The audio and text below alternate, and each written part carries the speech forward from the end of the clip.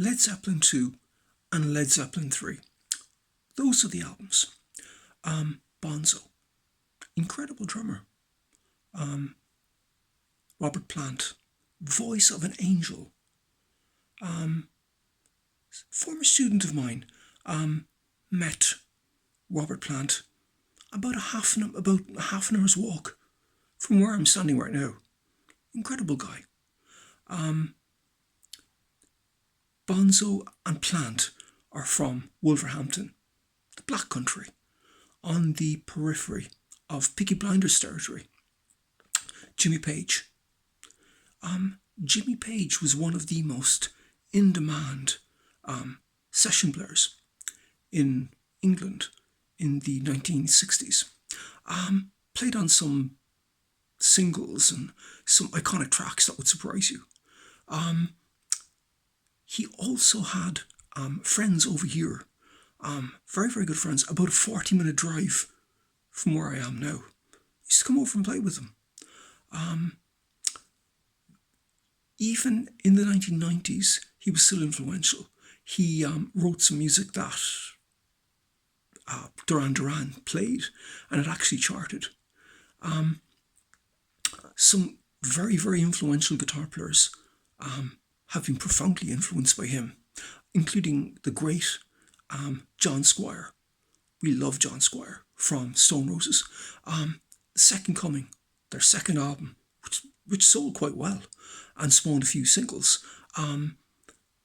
Basically, he got a Les Paul for that, and he was very, very much influenced by Jimmy Page. The album was influenced by Led Zeppelin, no doubt about that. There was a point when a chap called Sam, great guy, got a black Les Paul, and everybody got black Gibson Les Pauls, including me, and we were all influenced by Jimmy Page, no doubt about that. The getting of the black Les Paul, that was coming from Jimmy Page. But the guy that really I'm quite taken by is John Paul Jones. Now, I know that John Paul Jones is a multi-instrumentalist, including like the getting the kind of vaudeville organ last year, kind of putting the world to rights kind of thing, and like the mandolin.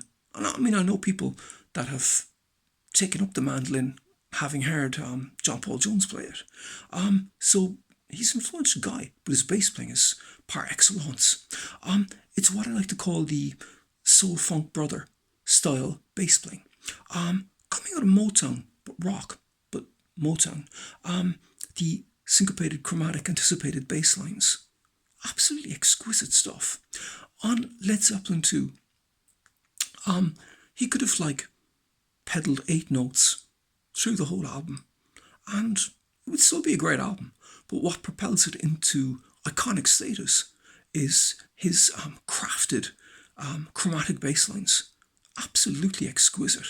And some of the other riffs that he conjured up for the album. Amazing. Made a big difference. Also, big session guy. During the 60s, early 60s, he would play with his father. Go around with his dad. His dad was like a Hammond organ player kind of guy. And he would just go around with his father, learn all the tunes, and eventually started going down to sessions and getting calls. And he was like really, really in-demand bassist.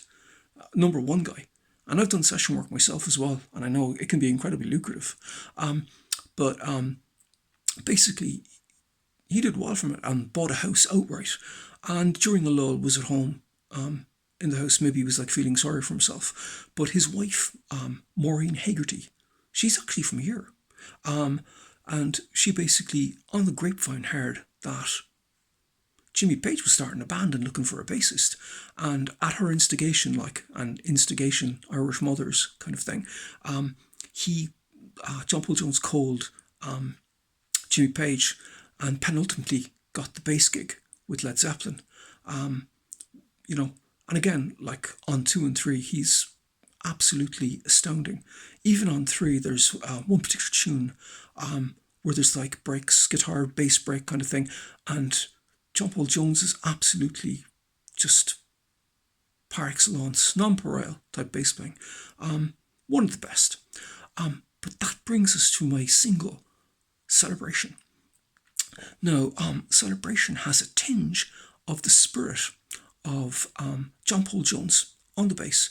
Now, it isn't like a kind of a carbon copy of John Paul Jones' bass lines, but it has the spirit of his bass playing, which I relish, and some fantastic drumming as well, and some kind of nice kind of bass and drum interplay. It's fantastic. But also, it has a touch of Bill Laswell on it, and we love Bill Laswell. There's a touch of the kind of ethno axiom type thing on it, and when I conjured it up, it was like something particularly fantastic, and we've released it, and I'll put the link, and produced by Daniele Santini.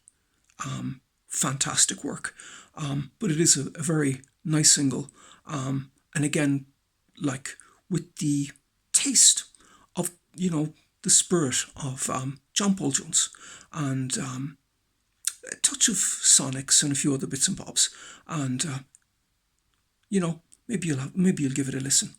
Thank you very much for listening.